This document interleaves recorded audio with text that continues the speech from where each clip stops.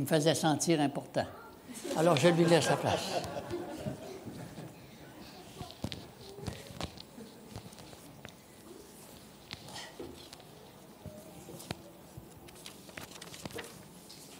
Je veux comprendre pourquoi Jean-Guy ne change pas. Il reste... Moi, je suis arrivé depuis hier soir sur le Zoom. Je regarde Jean-Guy, j'ai dit, il n'a pas changé. Hein? C'est le même Jean-Guy que j'ai connu. Pareil. Il rit toujours, hein? Toujours. Ce matin, je suis très, très content d'être avec vous ici à l'église Saint-Georges. Je remercie le Seigneur pour ce privilège, de pouvoir être ici.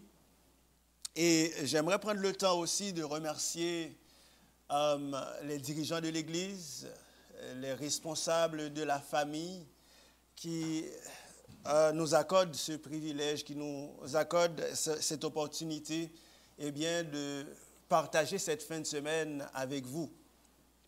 Je suis content de voir plusieurs personnes ici, certaines personnes que j'ai déjà rencontrées à Saint-Henri. Je suis content de vous voir avec les explorateurs dans le temps. Donc, je suis très content de vous voir. Je vois Pasteur Kangé à côté. Je suis content de vous voir, Pasteur Kangé. En ce sabbat, nous sommes, mon épouse et moi, sommes très heureux et très reconnaissants envers la famille de Cédric et Florenda qui nous ont accueillis depuis hier soir. Donc, nous sommes très reconnaissants pour votre accueil et nous prions à ce que le Seigneur puisse bénir votre famille, que les filles puissent grandir être des piliers pour l'avancement de son œuvre. Généralement, lorsqu'on se déplace dans le temps, c'était toute la famille. Nous avons 3 enfants, une fille et 2 garçons. Et maintenant, ils commencent à voler un peu de leurs propres ailes. On se retrouve à 2. Donc, il y a Chania. Chania, elle a 18, elle va avoir 19. Joshua, qui vient d'avoir 17. Et Nathaniel, qui vient aussi d'avoir 14. Donc, ce sont les 3 enfants que le Seigneur nous a donnés. Et c'est une grâce. Et vous savez, après notre mariage, ou même pendant le temps avant notre mariage, la question qu'on se posait toujours, ou ce qui nous préoccupait toujours, c'était, Seigneur, si c'est ta volonté qu'on ait des enfants, nous aimerions que cela puisse être un plus pour la société. Parce que vous savez, parfois, on pense que juste avoir des enfants, l'orgueil d'avoir des enfants, mais à chaque fois qu'on a un enfant, nous contribuons soit d'apporter un élément positif dans la société ou d'alimenter la société. Donc, notre préoccupation, c'était, Seigneur, nous voulons être un élément positif pour la société. Et je crois qu'en tant que famille chrétienne, c'est ce que nous devons viser. Que le Seigneur nous donne la sagesse. Éduquer des enfants, ce n'est pas chose facile. Mais lorsque nous plaçons le Seigneur en premier, il prend le contrôle. Et lui-même, il s'occupe à accompagner ses enfants. Ce matin, c'est pour nous une joie immense d'être avec vous pour cette fin de semaine. Maintenant, pour la fin de semaine, aujourd'hui, ça va être une journée assez mouvementée, n'est-ce pas? Donc, il y aura à 16h une première rencontre et nous vous encourageons à poser vos questions juste pour faciliter, pour qu'on puisse en avoir le plus. Si on reçoit les questions, on va pouvoir vous accompagner du mieux qu'on peut. Et certainement, il y a des gens expérimentés qui seront là aussi, qui vont nous aider à vous répondre, à répondre aux questions. Et ensemble, nous allons naviguer dans cet élément qui nous dépasse, bien sûr. Même si quelqu'un est spécialiste dans la matière, mais celui qui a le contrôle, c'est l'Éternel des armées. Parce que c'est lui qui a institué le mariage. Donc, cet après-midi, nous allons être ensemble, planifier à ce que cela puisse être bénéfique pour chacun de nous pour continuer la lutte. Donc, nous allons tout de suite passer à notre message pour aujourd'hui. Donc, plus tard, mon épouse sera avec moi pour le sujet de 16 heures. Ce matin, nous allons considérer le thème « Renforçons les liens familiaux ». Donc, c'est le thème qui nous a été demandé. Donc, nous allons penser à cela. Et le titre qu'on donne au message « Renforcer les murs de votre maison spirituelle ». Renforcer les murs de votre maison spirituelle. Nous prions le Seigneur. Et tout de suite après, nous allons entamer notre sujet. Notre Père et notre Dieu, tu fais grâce à tes enfants. Notre présence ici en cet instant, c'est l'effet de ton amour, de ta fidélité envers nous. Et tandis que nous sommes ici pour écouter ta parole, parle à nos cœurs, tandis que nous faisons silence en Jésus-Christ. Amen. Le texte de base se trouve dans Josué, le chapitre 24, les versets 14 et 15. Josué 24, chapitre 24, les versets 14 et 15.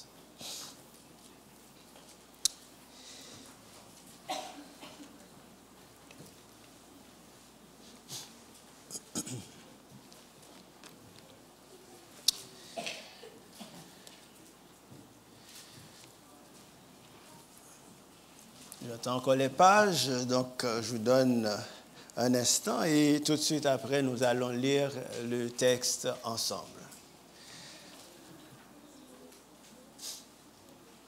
Nous lisons ensemble. Verset 14. « Maintenant, craignez l'Éternel et servez-le avec intégrité et fidélité. Faites disparaître les dieux qu'ont servi vos pères de l'autre côté du fleuve et en Égypte, et servez l'Éternel. Et si vous ne trouvez pas bon de servir l'Éternel, choisissez aujourd'hui qui vous voulez servir, ou les dieux que servaient vos pères au-delà du fleuve, ou les dieux des Amoréens dans le pays desquels vous habitez. Moi et ma maison, nous servirons l'Éternel. » Amen. Ici, bien-aimés, nous sommes à Sichem, le lieu très symbolique dans l'histoire d'Israël. Après la conquête, de Canaan et la distribution du pays entre les tribus, le peuple est maintenant installé. Après avoir traversé toutes ces péripéties, ces obstacles, le peuple arrive maintenant à un espace où il peut s'installer, il peut prendre un peu de souffle. Mais Josué, sentant sa fin approcher, veut renouveler l'alliance entre le peuple et Dieu. Après avoir travaillé pendant toute cette période à accompagner le peuple, et vous pouvez imaginer ce peuple assez difficile, ce peuple qui se plaignait tout le temps, ce peuple qui avait toujours quelque chose à dire. Et finalement, le Seigneur a permis que le peuple arrive à destination, le peuple arrive au moment où les choses commencent à prendre du sens, à faire du sens. Josué, lui, il avait une autre vision. Sa vision, c'était de s'assurer que le peuple reste attaché à ce Dieu qui l'a amené à s'installer. Donc, c'est pour cette raison qu'il prend le temps, justement, bien, de renouveler l'alliance entre le peuple et Dieu. Et d'après l'histoire, nous sommes bien, dans une période assez importante de la vie de Josué. Josué est âgé de 110 ans. Il réunit toutes les tribus pour un renouvellement solennel de l'alliance. Il rappelle l'histoire du peuple. Il souligne la fidélité de Dieu pendant tout ce temps où ils ont dû faire face à des difficultés. Il rappelle au peuple que c'était l'Éternel des armées qui était avec eux.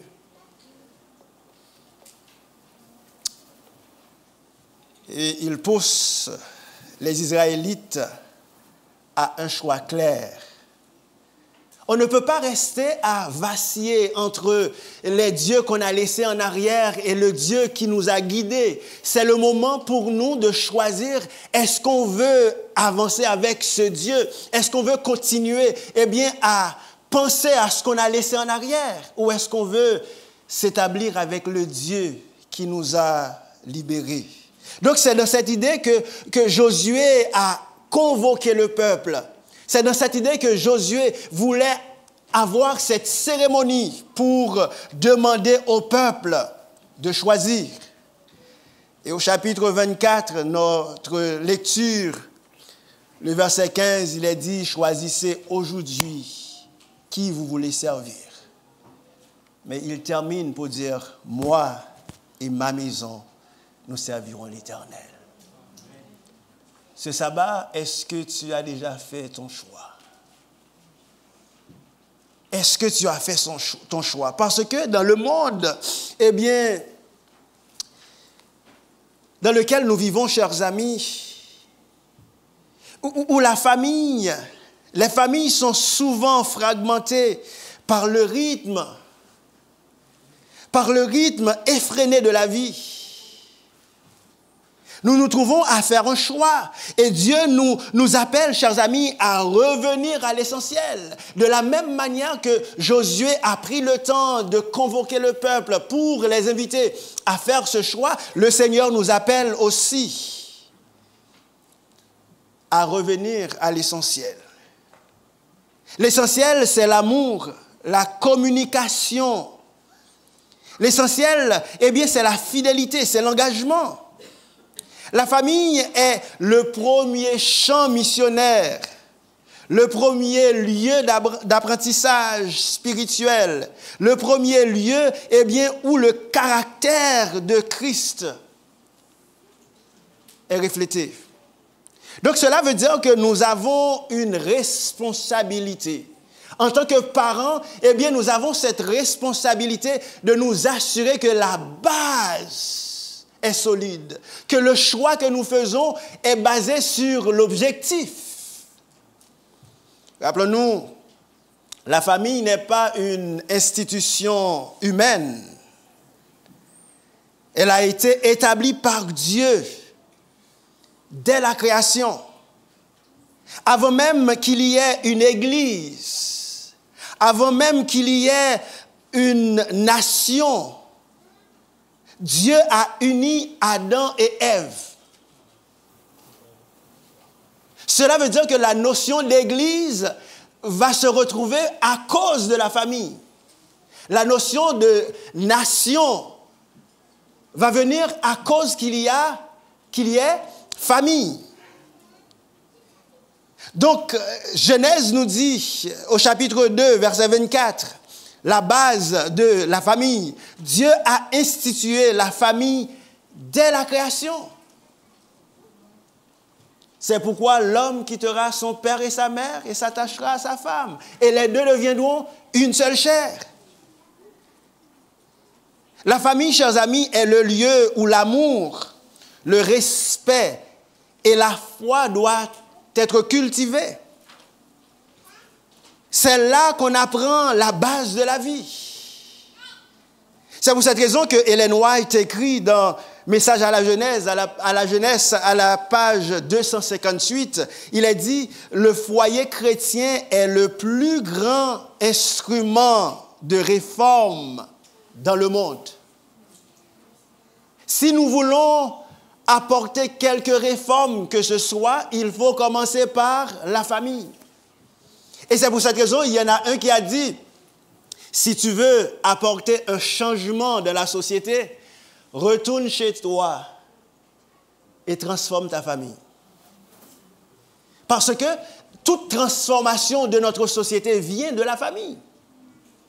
Lorsque les familles se portent bien, eh bien, nous aurons une société bien aussi. Donc, le Seigneur désire que chaque foyer soit un petit sanctuaire où sa présence règne, où les enfants grandissent dans l'amour et de la vérité, et où le respect mutuel est cultivé.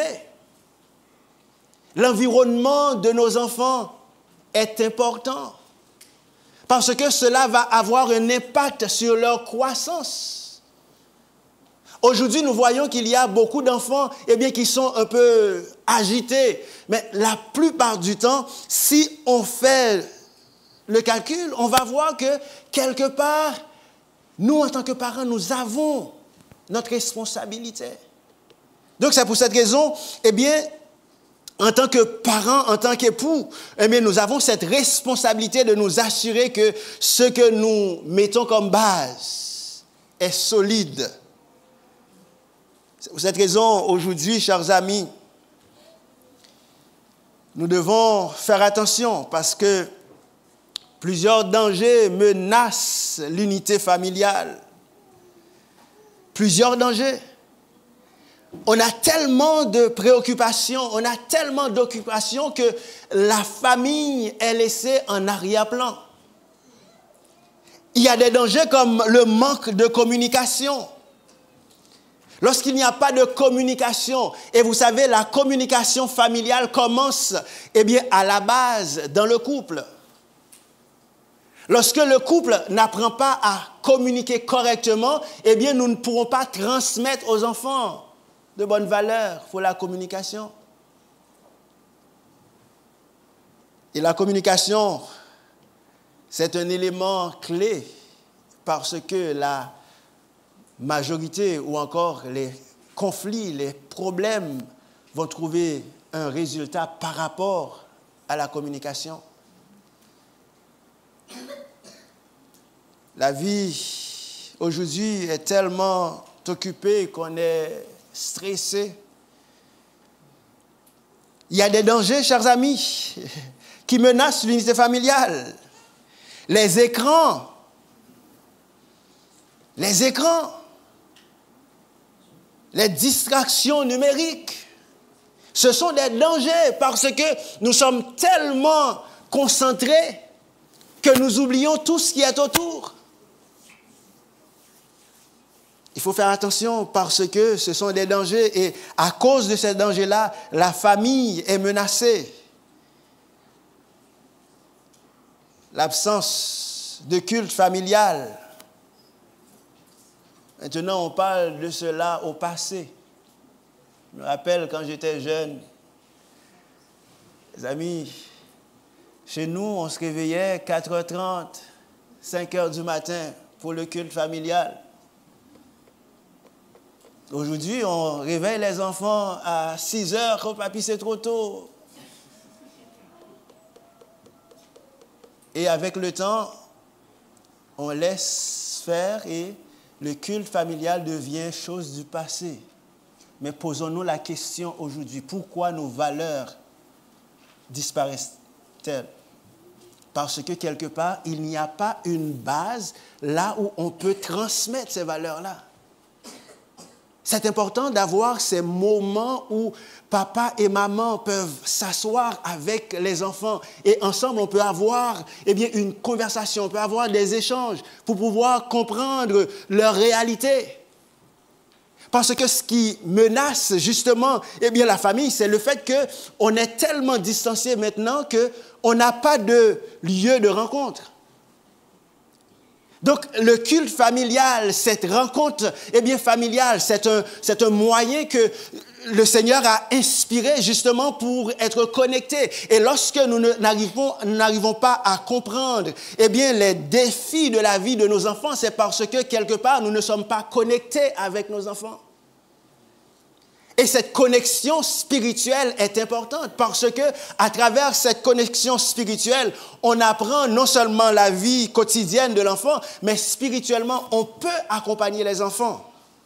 Donc, c'est important pour nous, de ne pas laisser ce trésor de côté.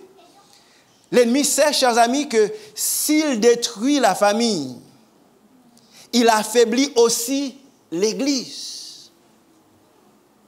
S'il détruit la famille, l'Église sera affaiblie.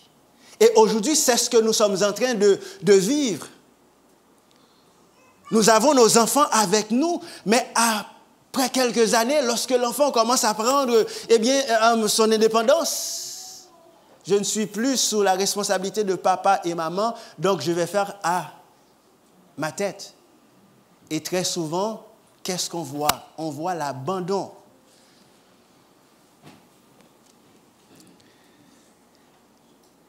Des familles fortes génèrent une église solide et missionnaire.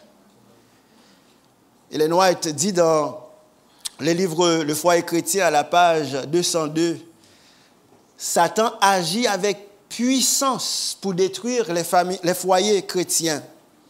Il s'efforce de briser les liens sacrés. Satan agit avec puissance pour faire quoi? Pour détruire les foyers chrétiens.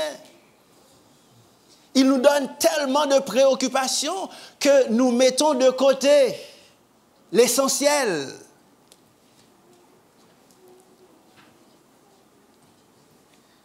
Écoutez avec attention, parlez avec douceur, priez ensemble. Ce sont des éléments importants pour nous dans notre vie conjugale et aussi dans notre foyer. Proverbe 15, verset 1er nous dit, « Une réponse douce calme la fureur, mais une parole dure excite la colère. » C'est important.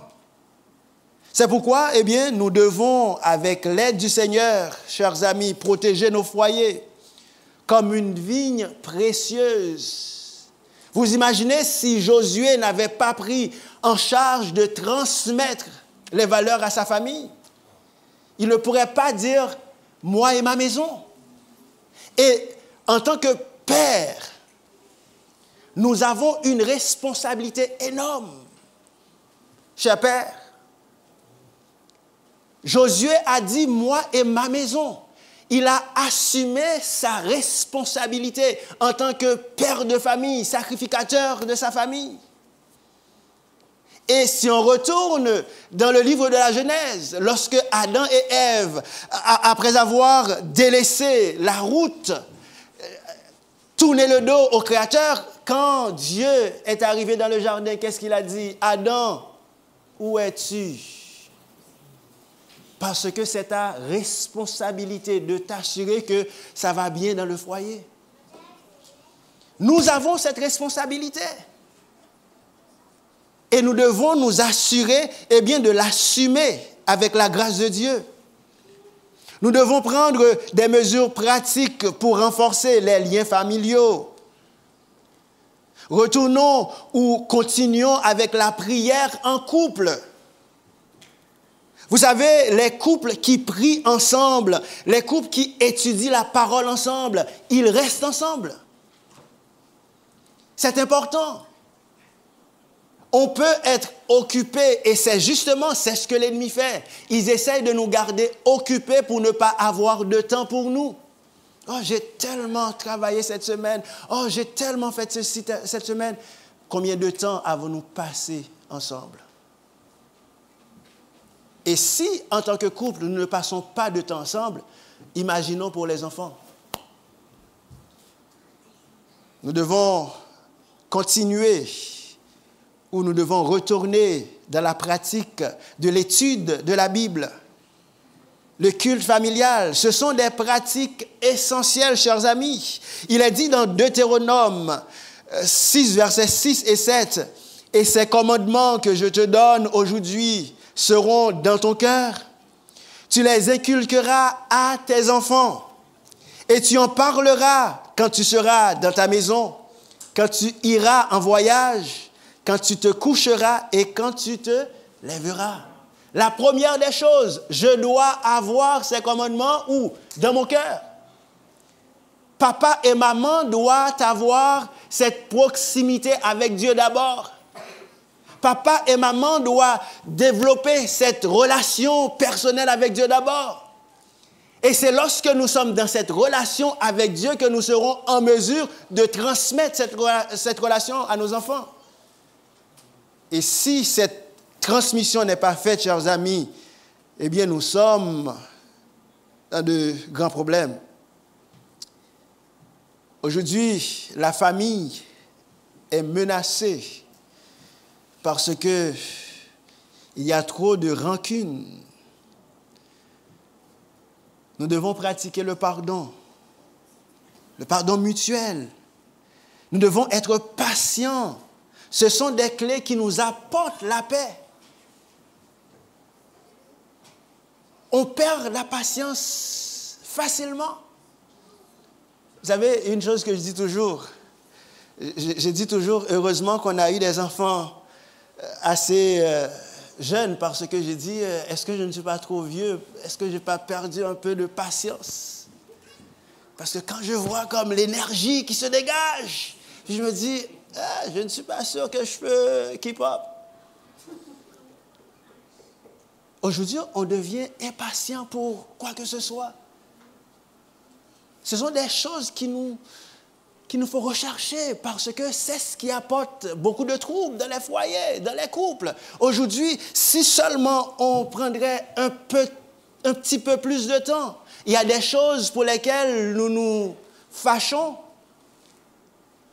ça serait différent. Parce qu'un petit peu de patience nous aiderait à comprendre et à prendre de différentes décisions. Bien-aimés, la patience, le pardon mutuel, ce sont des clés importantes si nous voulons vivre dans la paix. Parce que nous devons savoir que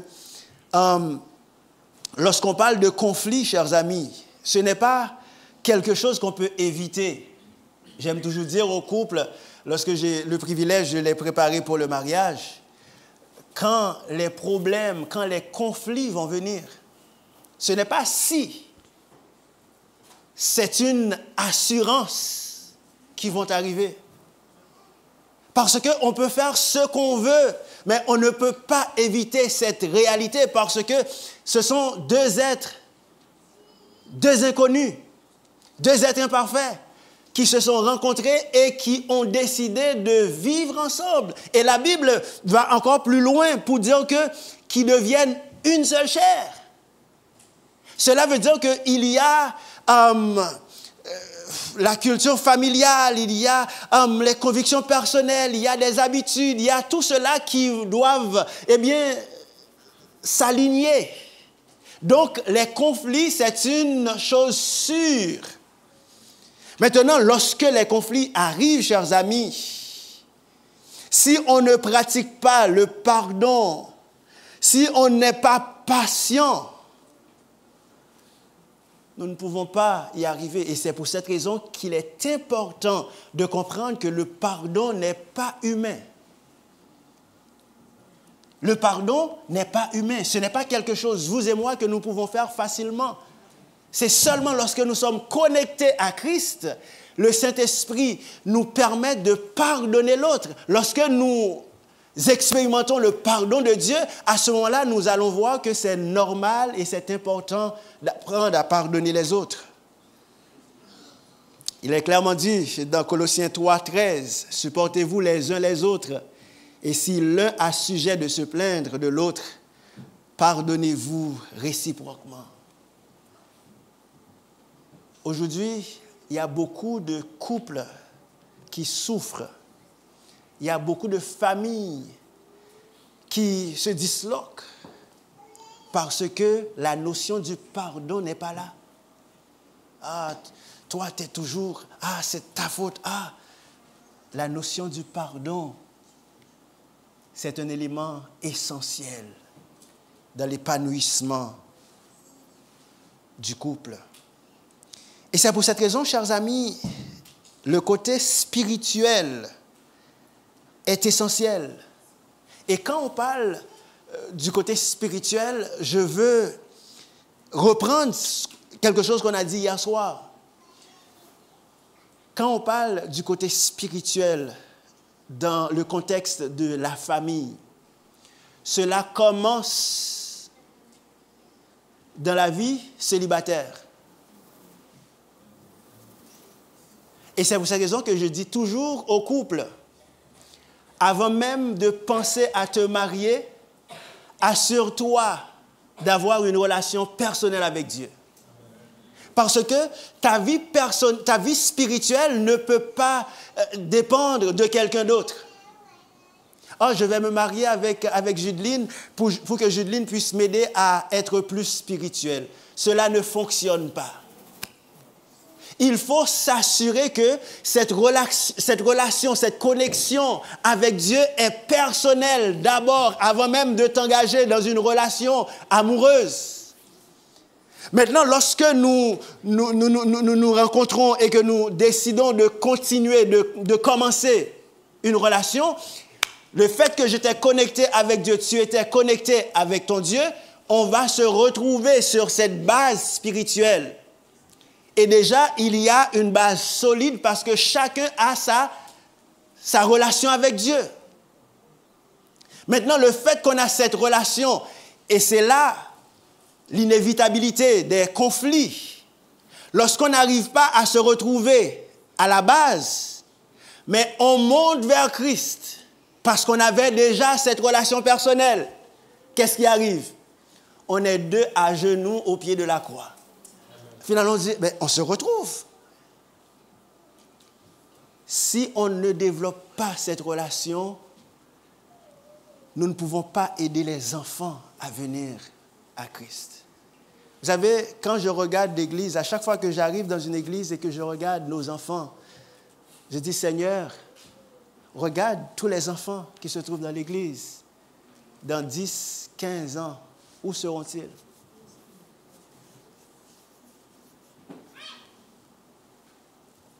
Le premier champ d'évangélisation, c'est la maison. Je me rappelle quand j'ai dit à mon père que j'allais étudier la théologie, et puis il m'a dit, en fait, la première fois que je lui ai dit, j'ai dit, écoute, j'ai l'intention, il ne m'a pas occupé. La deuxième fois, j'ai dit, j'ai l'intention encore, il ne m'a pas occupé. La troisième fois, je lui ai dit, papa, j'ai envoyé ma demande à CUC. Ils m'ont répondu et j'attends une lettre de confirmation et cette année, je commence. Il a dit, assieds-toi mon fils, on va se parler. C'est juste la troisième fois. Parce qu'il ne voulait pas influencer mon choix. Il voulait que ça soit ma décision. Et une des choses qu'il m'a dit, il m'a dit, quand tu termineras, il y a une possibilité, en fait, tu vas avoir au moins 2 églises. Si tu n'arrives pas à bien accompagner la première église, tu n'as même pas besoin de perdre ton temps, ton énergie avec la deuxième, ça ne fonctionnera pas. Je dis, je ne comprends pas. Parce que généralement, j'ai toujours vu comme les pasteurs avec 2, 3 églises. Donc je me dis, mais c'est de quelle église qu'il parle? Et j'ai pris un peu de recul, j'ai compris. Ma famille, la première église. Si je ne peux pas accompagner cette première église pour que les membres de cette première église aient l'assurance du salut, je ne pourrai pas aider la deuxième église ou la troisième, quatrième église. Tu peux être un bon chrétien, dirigeant d'église. Si tu n'arrives pas à accompagner ta famille, il y a un problème Parce que la première église à aider avant d'aider cette église, c'est ta famille. La première église à sauver avant d'essayer de sauver cette église ou encore les gens de Saint-Georges, c'est ta famille. Assure-toi que le Saint-Esprit est au contrôle de ton couple. Et j'aime toujours mettre beaucoup d'emphase sur les couples parce que pour renforcer les murs de votre maison spirituelle, il faut que les couples, maman et papa, arrivent à s'entendre. Maman et papa vivent une vie spirituelle, une vie connectée à Christ. Et à ce moment-là, on va pouvoir renforcer ces liens pour permettre aux enfants d'en jouir. Bien-aimés, renforcer les liens familiaux, c'est choisir chaque jour de marcher ensemble vers le ciel. C'est faire du foyer un sanctuaire, un lieu de paix, un lieu d'amour, un lieu de témoignage. Que chaque famille ici présente, chers amis, puisse dire comme Josué, moi et ma maison, nous servirons l'Éternel.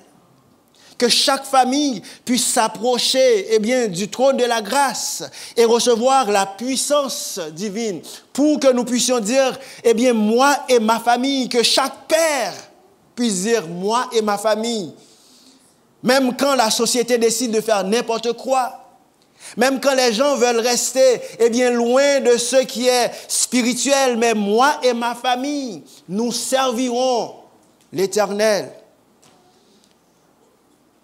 Ce midi, je vous invite, chers amis, à vous engager ou à vous réengager, à pratiquer le culte en famille, à être des instruments de paix et d'unité dans vos foyers, à rechercher Dieu ensemble chaque jour en tant que parents, en tant que mari, en tant que femme.